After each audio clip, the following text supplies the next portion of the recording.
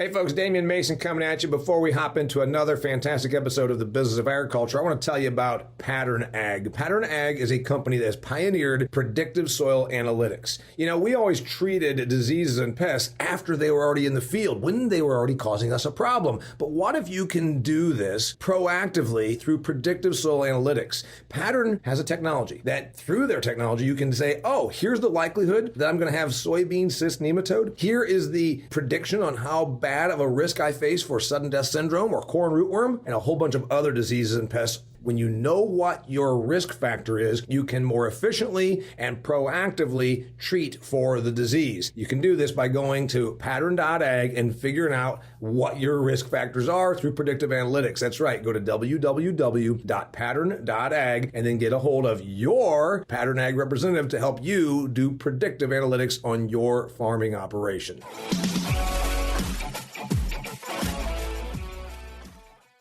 Well, greetings and welcome to another fantastic episode of the Business of Agriculture podcast. It's me, your host, Damian Mason. I've got a great show for you today. We're talking about business. We're talking about a unique business. Well, it's not completely unique because unique means there's no comparison. Well, there's no such thing, let's face it, as that. But we're talking about the dairy and feed additives business. And we're getting some perspective from an international company because my guest is Lasse Jakobsen. He's the VP of Business Development for the United States of America for a company called Protekta. Protekta is a company he has part ownership in with his family. They also have involvement across the pond in Europe. So you're going to hear today about business from the perspective of a young guy that's the VP for this company that's also new to the United States. He's actually from Canada and his family hails from Denmark. We're going to get perspective on Europe. We're going to talk about working in a niche industry, frankly, and also selling to a shrinking consumer base, meaning dairy farms are not going to be more prevalent in the future. They're going to be less prevalent. There's going to be less people that are customers. We've got all these different perspectives. We're hearing that from Lasse. Thanks for being here, buddy. Yeah. Thank you, Damian. Good to be here. All right. Real quickly, give me the scoop. What's Protekta? Yeah. So to touch a little bit on the background of what you said there of where I came from, then the name Protekta stems back from my grandfather, actually, and he was involved quite a bit in pig production in Denmark. He kind of fought the whole genetics industry and was fed up with the Danish crown of not wanting to bring new genetics into Denmark back in the 70s. So he was involved with that, but then a couple other businesses as well too. One of the main things that him and business partner was from Sweden came up with was the concept, at least throughout Denmark, of farrowing crates, believe it or not, which now are being removed again. But the whole idea was obviously to protect the piglets. And then therefore the name came out, Protekta Barns, Protekta Systems. And that's where Protekta came from. So bring that onward to today. They still operate those farms in Denmark, but my father took that name and incorporated a new company in Canada when he took our family there in 2003 and started representing European agriculture companies in Canada. And okay, so let's go with them. Let's do a few things. If you happen to be listening, dear listener, we appreciate that. If you happen to be viewing, it's pretty obvious to you. Lasse is a younger guy. He's under 30 years old. How old are you? 28? 27, yeah. 27 years old. And so you were born in Denmark and came over here as an infant and to Canada. Is that the idea? 8. You were 8 years old. All right, yeah. You were 8 years old when you came over here, and then you now live in Southern California, and you have USA responsibility. We should also give a little background because a lot of people are really good at what they do, and they're out driving around Nebraska right now selling seed, let's say, and they're listening to this. Denmark, where your family hails from, one of the 4 Scandinavian countries, the only Scandinavian country that has a connection to mainland continental Europe. And the more important thing is huge hog producing country. It's a small country, frankly, compared to like the United States, a bunch of hogs. So your family's foray into agricultural entrepreneurialism for your grandfather was going into hogs, which is kind of the main agriculture in Denmark. Am I right? Correct. Farrowing, pins, redesigned, and that's the idea of protect the pigs, Protekta. Yeah, that's where they took the name Protekta from. Yeah, they were just having too many dead losses when the after the pigs were farrowing, right? And they wanted to separate the sow from the piglets so that she didn't roll over on them, especially during those early days. And that's the whole concept. I mean, I'm sure it was being done other places as well too, but it hadn't been broadly introduced in Denmark. And they set up the manufacturing and the systems, and they built barns throughout all of Denmark, throughout all of Europe. And, specifically specialized in the design of those crates as well too, to protect the piglets. So your dad comes to Canada, brings his family over, brings his little kid, an 8-year-old kid, to Canada, and then sets up shop. And the main business then was doing what? Selling stuff that was made in Europe to North American agricultural production? Yeah, so there was actually a farm, which is why we ended up so rural Ontario, right? Because you probably recall it was Lucknow, Ontario, which is a town of 1,300 people, which is in what you would essentially call the middle of nowhere. It's like 2.5 hours northwest of Toronto, up towards Lake Huron. And that happened to be where he had a genetic, essentially like a feeder farm. My grandpa did, right? So my dad had been involved with that earlier in his, younger 20s, had been over visiting it. And when he came over then in 2003, this barn is now coming up on, early 20 years old, right? And is either needing to be rebuilt or torn down. So when he came over, they actually were thinking about rebuilding and continuing this out, the pig production as well too, portion of it. But many companies started reaching out to him. He was representing a few already, and several more reached out, and he just decided, I've always been more in tune with the business side, the import export side. Let's just tear down the barn and not rebuild, and focus on building an import and distribution company. So you go from production to distribution / sales agent for these manufacturers, but now you act as manufacturer, right? The evolution is you were selling the stuff, and now your company acts as manufacturer, or is a manufacturer, but does so with contractual arrangements in Europe. Yeah. Correct. Yeah. We've actually ended up, we're partnered with one of our primary manufacturers. So they have some ownership in our company as well too. Right. And we work very closely with them as we also look to what does the future of manufacturing look like in the US as volumes become relevant for that. So yeah. So let's talk about what the product mix looks like now. The product mix, I go to your website, it looks to me like a feed additives company, which is a long way away from farrowing crates. So take me through that evolution and talk about now what the product mix is and who the customers are. For sure. Yeah. So one of the products that you represented to begin with, which we still do to this day, is Stalosan F, which is it's just dry disinfectant that can be used in the presence of animals. It has an EPA registration that it classifies it as a disinfectant, but at the same time, it's allowed to be used in the presence of animals. It has the toxicology test for that. So it's So we're disinfecting for disease. We're disinfecting for what? Yeah. Any sort of it controls the environment by producing a minor, a slightly acidic environment. It has like a pH of 3.5, so not harsh enough to be acidic to the skin to where it's damaging, but just enough to kind of work in a nice balance with the natural sebum of the skin, right? Which is like a pH of 5. So so it's used to just disease control throughout. If you have an outbreak so used a lot within pig barns. If there's an outbreak of anything within one room, the room can be dusted, for example, or it can be spread frivolously throughout the room to kind of prevent spread between rooms. Yep. So is this one of your? So this product is a dry disinfectant. You go in and sprinkle around or spray or some application method. I don't know, fogging it. It gets applied somehow in there. You can fog it with a leaf blower 3-in-1. Yeah.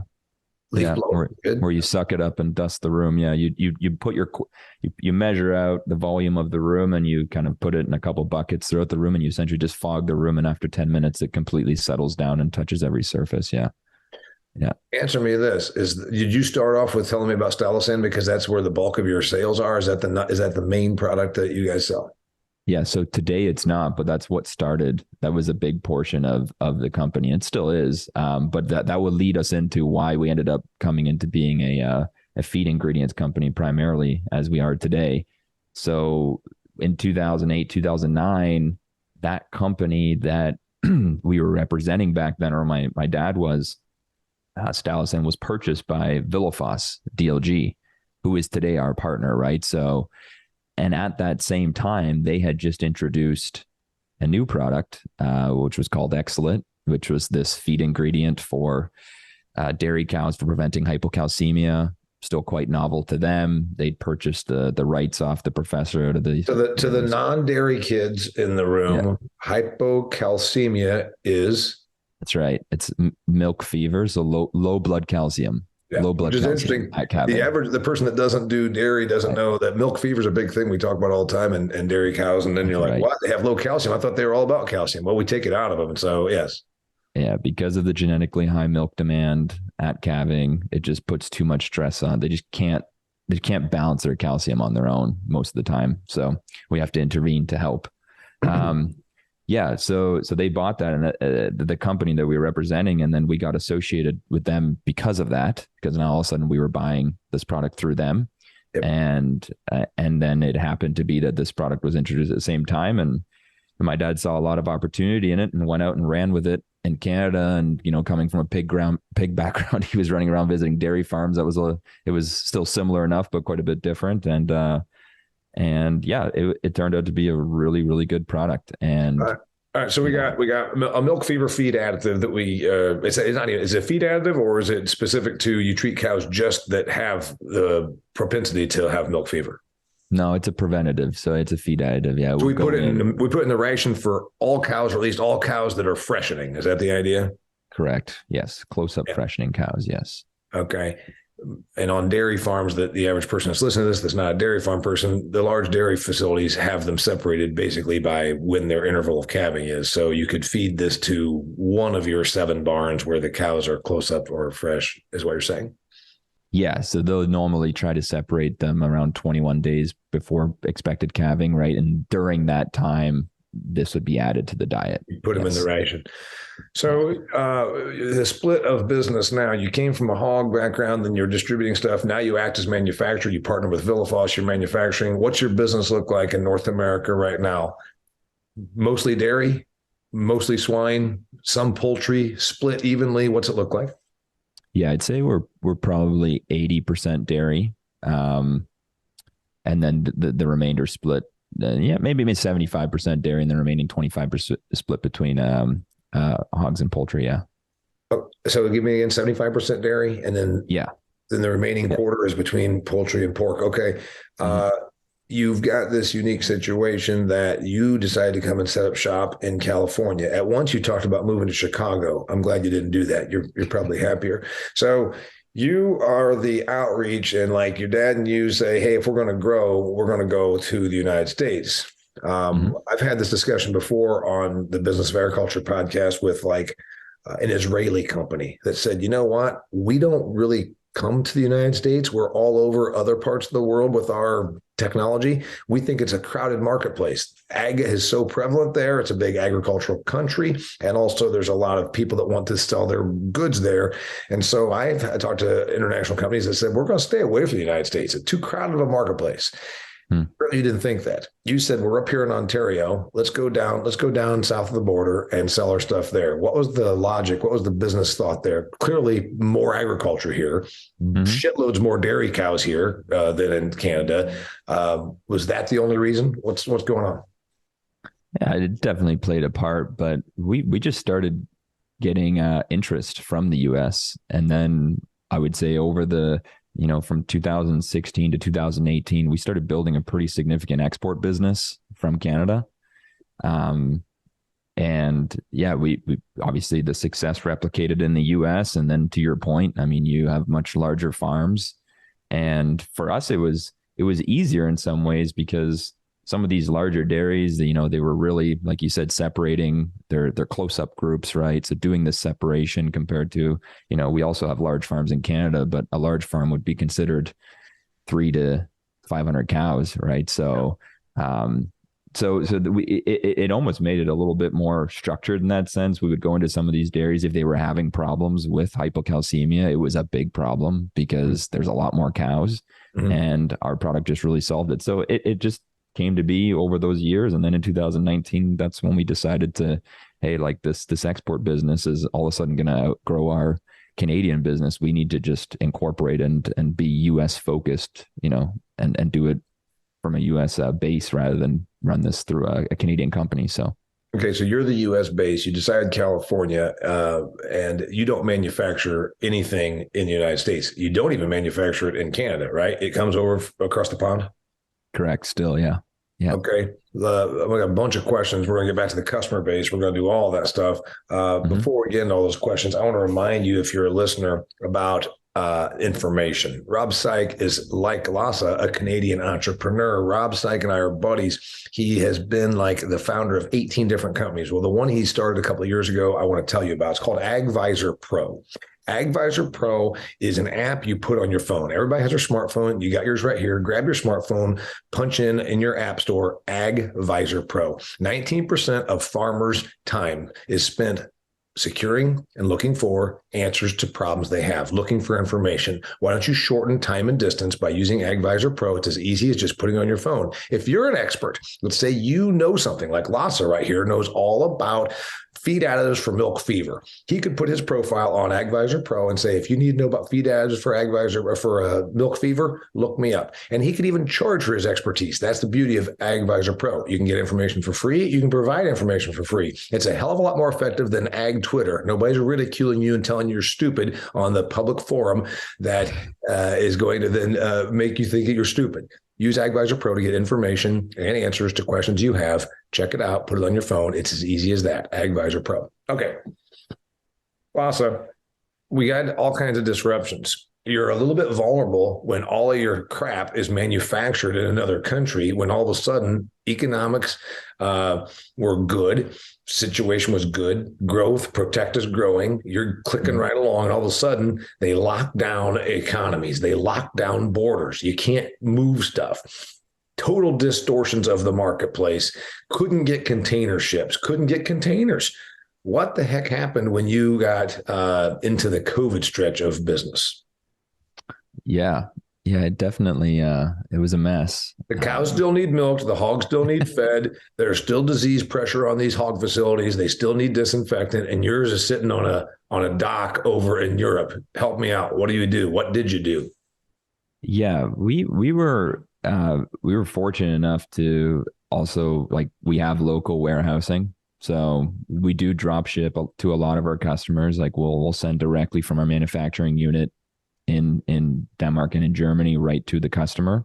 So the container, we don't touch it, goes right in between to be as efficient as possible, right? So that changed a lot. We move around 300 to 400 containers a year over the water. So what we were able to do is get ahead of it enough that we built up extra inventory as everyone else was doing. And then we did have some scenarios where just good long-term relationships with customers where we would trade some product in between customers that we'd already sold to who had extra inventory. We had to do that. That's an answer for like a week. That's an answer for like, hey, we've got 40 days worth of supply. We'll go ahead and give you 10 days worth of our stuff. That don't get you through a year and a half. No. So that was the major crunch point. But then at the same time, we loaded up inventories, right? So we probably tripled our inventory. We ate costs on freight. There was obviously a massive increase in the European container freight, and we did not pass a lot of that on. We did some. All right, so that gets you for a couple of days. It buys you some time. Then you said you ate some cost. Did you, for a month or two, sell product at break even or even below break even just to keep things going because of the freight issue? Yeah, we were, I'd say we ate probably like 60%, 70% margin there in a short period of time, right? We made some adjustments as we could. We got the inventory under control. I mean, the focus was just keep getting product to customers, which, I mean, that's what everyone was dealing with, right? So that's all we thought about, whatever it takes, that's what the shipping companies took advantage of. But during that time, we were able to negotiate, to commit to some larger volumes consistently over the year. We locked in some rates coming into to 20 all throughout 2022 as well here too that we've been on. We were able to get, like I said, we switched. Like today, we do not send directly to customers as much as we did prior to COVID, and that there's no doubt that changed that. We now bring everything much more streamlined into 3 different warehouses throughout the U.S. and we distribute through there. There's a couple customers where where they take very large volumes, where we'll still work with them direct just to get that extra cost benefit. But we're able to be pretty competitive by having a more, we can get better rates, right, when we bring hundreds of containers into one location, Right. And we can agree those with the steamship lines, compared to going many different places. So I don't think they're steamships. I don't think they run on steam anymore, but I think that's the term they use for them. Yeah. okay. So answer me this, because the people that listen to this are business people. They might be farmers, they might work in industry, whatever it is. But I like to always do profiles because I always learn. One of my favorite things to do is reading business profiles. I like to read profiles of successful people because I always learn from some of their strategies that worked and also their failures that they've learned from. How do you go to business? Are you out there calling on these farms, or do you just deal through feed distributors? There's companies, obviously, that have all kinds of additives and all this, and all your stuff's not feed additives. So it can't go through just feed companies because a bunch of your crap, disinfectant doesn't go in feed. So how do you get this stuff to a farm? Right. Yeah. So in the beginning, we weren't focused enough. So to your point, we talk about the different product lines, right? And what has really worked for us, the last 4 to 5 years has been the focus on the specific one product line. So what we did in the beginning was a lot of conferences, a lot of nutrition conferences with the and when we say, we should clarify this, it was the nutrition conferences within the dairy industry, which are essentially just conferences for dairy nutritionist industry professionals who are related to the dairy nutrition industry. And there's people that are listening to this to say, what are they talking about? Like the guy that rents my farm ground milks between two facilities about 2,500 or so dairy cows. He has so much going on that he has a consultant nutritionist. I'm just explaining this to the person that doesn't fully get what we're talking about, meaning there's a person, guy or gal, that comes to his farm a couple times a week, pulls rations, looks at them, dissects them, sends them to a lab to make sure that those dairy cows are getting the absolute right nutrition. And it's by point in lactation also. Different ration when they first have a calf than in the 7th month after they have a calf.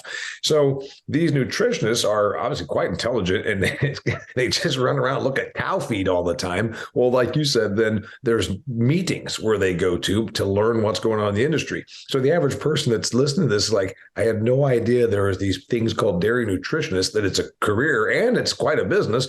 And then Absolutely. They go and have conferences, right? Absolutely. Yeah, so we spent a lot of time there with the product on display, networking as much as possible, just getting feedback.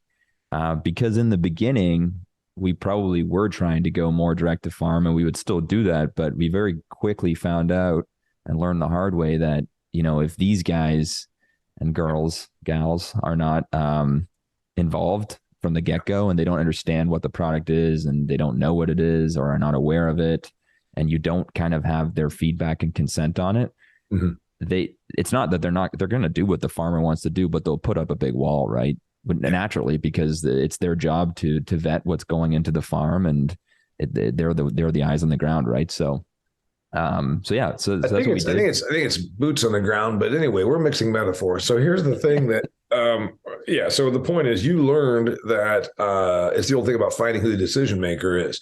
And I talk all the time about, in business, you got to make sure you're talking to the right person. And also you got to talk to what matters to them. I think it's cool that you didn't just sit here and start telling me about the components within these products that you sell, because who cares? What matters is, are you going to get me more production? Are you going to make my hog facility disease free so I don't have a shutdown and I can't sell these hogs? Are you going to make it so I don't have death loss? Are you going to make it so I don't have yield loss? Really, that's the language that you talk when you're selling your stuff. It don't matter whether it's poultry, pork, dairy, soybeans, whatever, right? Mm-hmm. Are you the salesperson? So in the beginning, yes. Together with my father, the first, I'd say 2 years of US, I was just running around. I was on the conferences. I was meeting with different potential customers, setting up new customers, and these were all feed distribution businesses, right? Feed companies for the dairy industry. after around a year or so, we had a really good connection throughout the Midwest that really grabbed onto the technology, understood it, saw the value in it, introduced it to their team, and just saw a lot of success on the farm.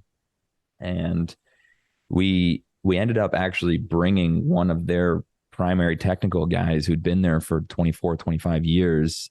He kind of reached out after having some good success in that company, and we ended up coming to a good agreement on him joining our team and being able to turn around and advise the company that he worked for previously, and then tap into his many, many years of just industry connections and other nutritionists. Right. And so today he drives a lot of he's a technical guy, but at the end of the day, he's great in sales, right? Because he gets the information that the nutritionist needs into their hands in the right way.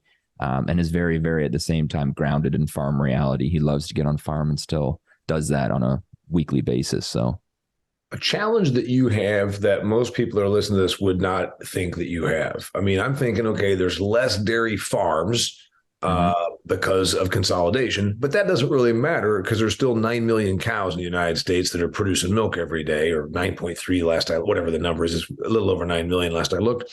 Yep. It's almost that remains constant. And you're selling stuff to facilities, or per cow, you still have the same marketplace. So is the number of dairy farm operations decreasing because of consolidation? Does that matter to you? No, I'd say it actually makes it easier. Yeah. There's less people to have to reach. Yeah. And I mean, that also plays, like, having that understanding and just being in tune with that's reality. Like, we're very focused on the large progressive dairies. And I'm not saying the smaller ones are not, but the ones that are very, very cost conscious and aggressive and have a lot of different consultants on farm that everyone wants. You have a lot more barriers to get through to get some of those going, right? And by us succeeding and having many of those customers, I don't know, that's the space that we play in. It's not that we don't. Obviously, our business is open to everyone, but we let those come organically, the other ones, instead, and we go after the larger, more progressive dairies who are all, I'd say, 1,500 cows and up, 1,000 cows and up, right? So the product works great from anyone who's a 30, 40 cow dairy all the way up to a 20,000 cow dairy, right? But for at least where our time is oriented, we really focus from a sales perspective if we can convince those guys and it works for them, it works for everyone.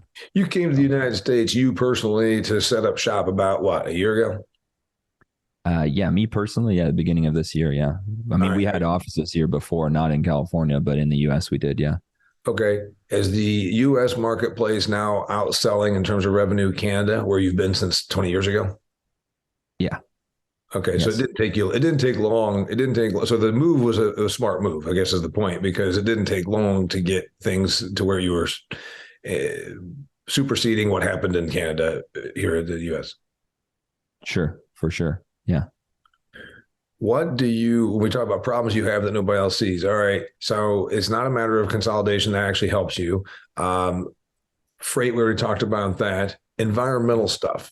Does this impact you at all? Does it not impact you? Regulatory by state.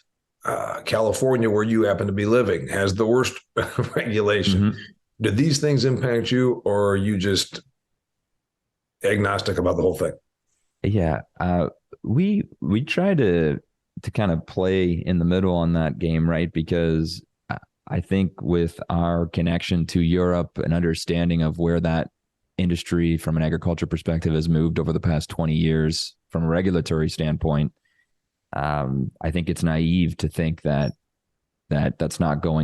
pressure is not going to continue to happen here in North America as well too, right? So, and that's actually one of the areas that as a company, we like to just transfer as much knowledge and use that knowledge to be able to work with customers, right, in the US market, and look and see, hey guys, like, this is what happened in Europe, this is where they went, this is where we're at now. Not to say that it gives a little bit more foresight into what could happen from a regulatory standpoint in each area of the US. Yeah. And I guess where we come at it with is that means we've already created certain products or solutions that help work within that regulatory environment in Europe. Mm-hmm. And, from our business partners, like, B2B customers who are looking to supply the right products to farms, we come to them and say, if and when the time comes, or as it approaches, here's how we're feeding animals differently to adjust for these type of regulations, right?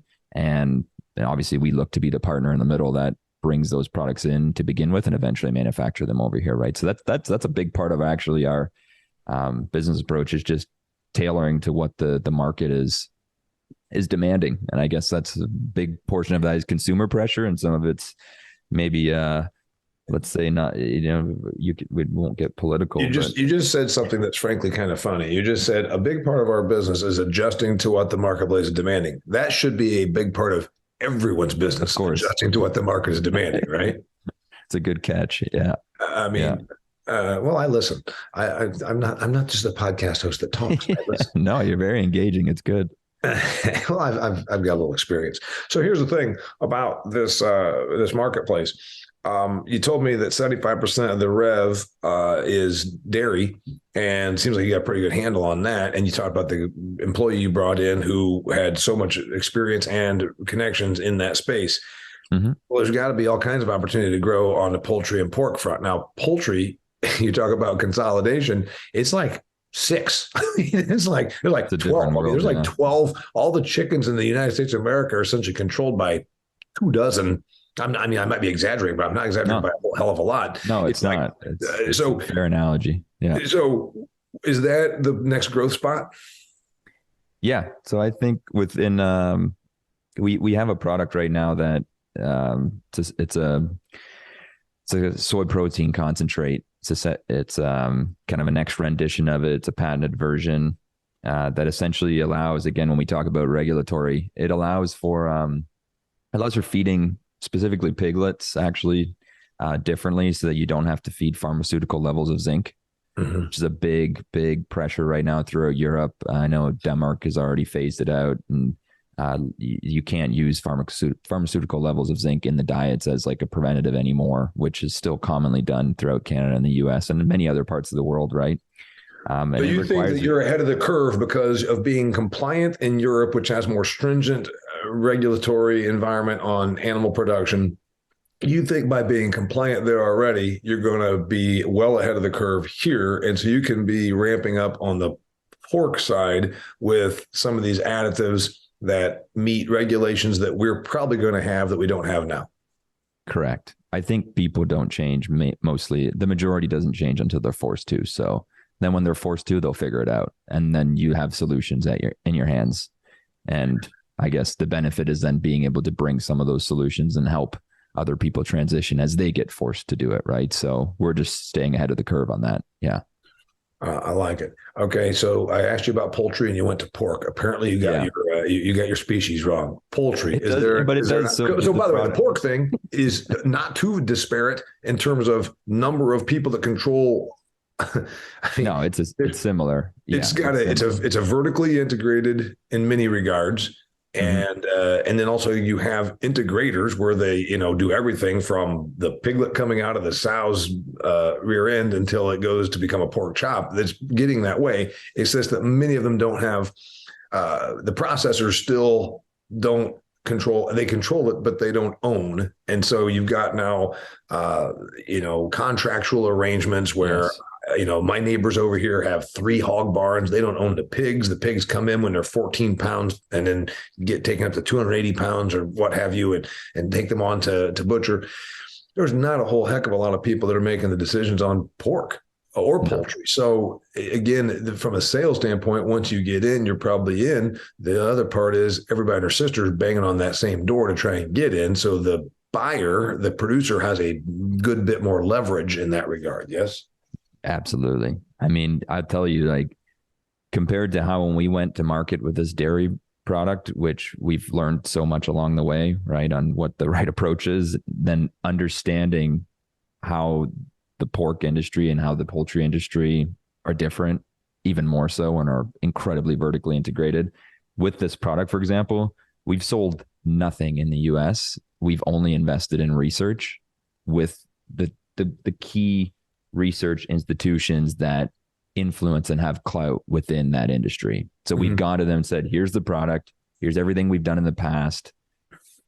like, we want you to look at it. Like, we went to the group because they were already looking at some of the underlying factors that our product works within as well too. And we just doubled down on that and said, hey guys, like we like what you're doing here. We have a product that plays into your theses here as well too, right? Yep. We want to essentially just support your work. We want you to research on our product and take it into consideration, right? And that's what we've done over the past year. Now the results of that are starting to chum out. They look good. We have like really good word from the research institution saying, hey guys, like, this looks good. We're positive on this. We like this direction, right? Now we're at the point where we can seriously consider what does the business plan look like for a facility here, because this is a product that we can bring it in over. We're shipping soybeans from South America to Denmark, processing it and shipping it back to North America. It's illogical, right? So for this to actually work, we would invest. We may bring product over just to start a supply to begin with, but that would be at zero negative, or like, nil earnings compared to when you're actually processing it here, right? So that's an example. Like it's a way different approach where we're not going out and producing them and trying to sell. We're literally taking it. It's a straight up investment initiative to go in and make sure the research is in place and that we're confident that the industry would buy in. It's just a matter of cost and ROI for the farm, right? So. And the more vertically integrated they are, that's what's going to push the numbers. They're going to look at a research institution that says, here's what we're doing today in diets. If you switch this out, you do this, you can expect to be able to replace these types of ingredients. And by the way, you might be able to remove pharmaceutical levels of zinc in your diets, which we forecast within the next few years within the U.S. might come on the FDA's radar, and they might put the hammer down, right? So. We've already done that. I might be getting a little technical, but you can break that down if you want. So. Well, we know that the regulatory thing is happening. We're more judicious with pharmaceuticals than we were when, and I always say this, people talk about, the good old days. And I have to hear this. I don't like those big factory farms. I wish it was like back when we were kids. And I said, well, you know what it was like when I was a kid? I went out there when I was 10 years old and shot a cow full of penicillin because it was a downer. And then after 4 days of doing that, it didn't get up. So you know what? A guy came and hoisted it onto a truck and took it and sold it, and it got made for human consumption. So the good old days 45, 50 years ago were trust me, you're so right. We had worse protocols back then than we do right now. Answer me this then. You look forward. This is going to be where we close out here at the Business of Agriculture. What happens next? What's going on? Where do you go? Are you still excited? You're 28 years old. You got a lot. You've got a great deal more experience than the average 28-year-old, I would say. What are you excited about? What scares you? What are you excited about? What are you still wondering about? Where does this go? Yeah, those are big questions, Damian. I know. Well, you know what? Here's the first big question. I'll make it real easy on you. What does tomorrow Merck come and buy you? Does tomorrow one of the huge Elanco come and buy you tomorrow? Does that happen? It could. That's always an option. We're not looking to sell. Right. We just continue focus. I think there's so much to be done. Again, if we go back to just why we partnered with Villafos and DLG, the European, DLG being the Danish farming cooperative and Villafos being their daughter company that we work closely with, which is, a big player in the European feed market, right? And vitamins and mineral market. And I'm glad you clarified. I should have asked. I didn't. Yeah, no, it's all good. Right. And I just think that the U.S. is going through big changes and continues to, as many other markets do, right? And it's coming here. It will come quickly, and we know when the U.S. acts, they act quick. And I think there's a lot of solutions that are going to be needed to help solve those. And I think it's exciting to. At first, I didn't really understand the implications of being, or the value of being that closely involved with the European market. But now I really do see it. Like, you think it's like, I don't know that much more about what's going on there. But then you just start to see it firsthand, how relevant it is. And you watch it playing out in front of you. And I again, whether it's an investment in this facility in the next couple of years that brings great value to, the animals and to the producers, that stuff gets me excited. Like, I think if you're able to help provide solutions that put puzzle pieces together from a consumer, you're trying to mend that mix of the consumer pressure and demand for what they want, what they think they want from their their food production industry, right? And then give the solutions that helps the producers and integrators meet that. So your sales, are they going to be double in the United States 3 years from now? Is that an easily attained thing, or is that almost like undershooting what you think you can do? you say 3 years from now? Yeah. Yeah, for sure. Doubled. Yes. Good. Yeah. All right. Last thought on the way out the door. You got anything for me? You sometimes listen to my podcast. You're a member of the Business of Ag Success Group, which I should tell the listeners here. If you want to up your game and network with people like Lasse, join the Business of Ag Success Group. We meet every other week on a Friday Zoom call at 11 a.m. Eastern. It's very easy, and we have great guests that come on and talk about stuff. And then also the interaction is where the value is. So if you're interested, go ahead and send me an email. Go on my website, check it out, sign up for it. It's only $99 a month, and you get cool stuff like discussions with this guy. Last thing on the way out the door. What do you got for us? Closing thought.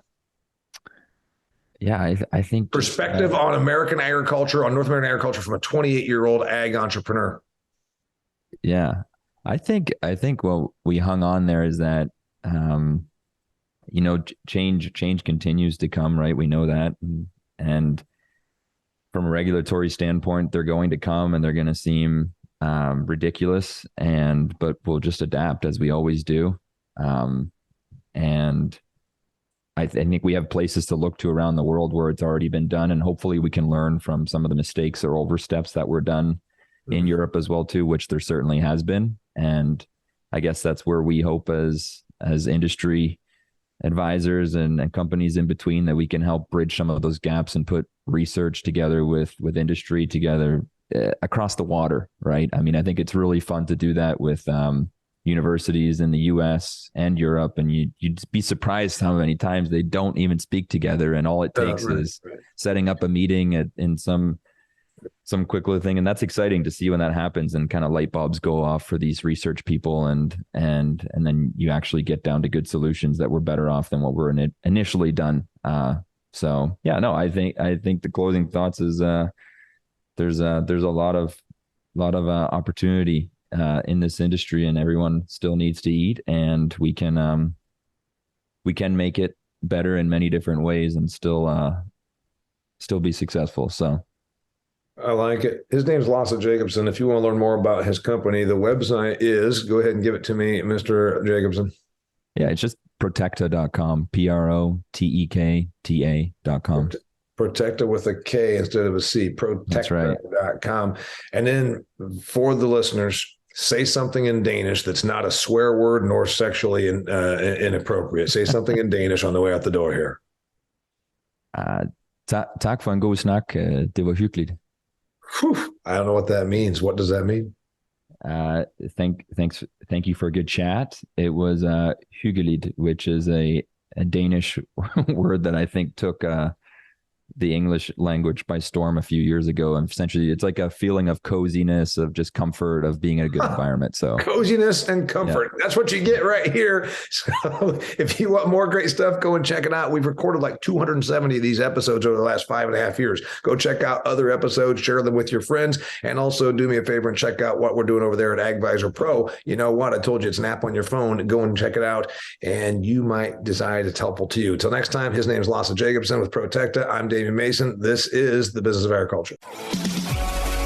Well, that concludes another fantastic episode of the Business of Agriculture. This episode was brought to you by Pattern Ag. You know, everybody in agriculture understands the importance of soil health. We also keep an eye on our soil better than we ever did through advanced soil testing. But what if there was a company that provided predictive analytics, not just checking out nutrients and all the elements that are in there, but also could tell you the degree of risk you face with disease and pest pressure? That's right, Pattern Ag can do that. They actually can tell you, hey, you're going to have a real issue here. You can proactively treat for corn rootworm or cyst nematode or sudden death syndrome before the problem actually starts costing you yield. Go to pattern.ag, that's www.pattern.ag, to find the nearest rep that can help you start doing better for your soil.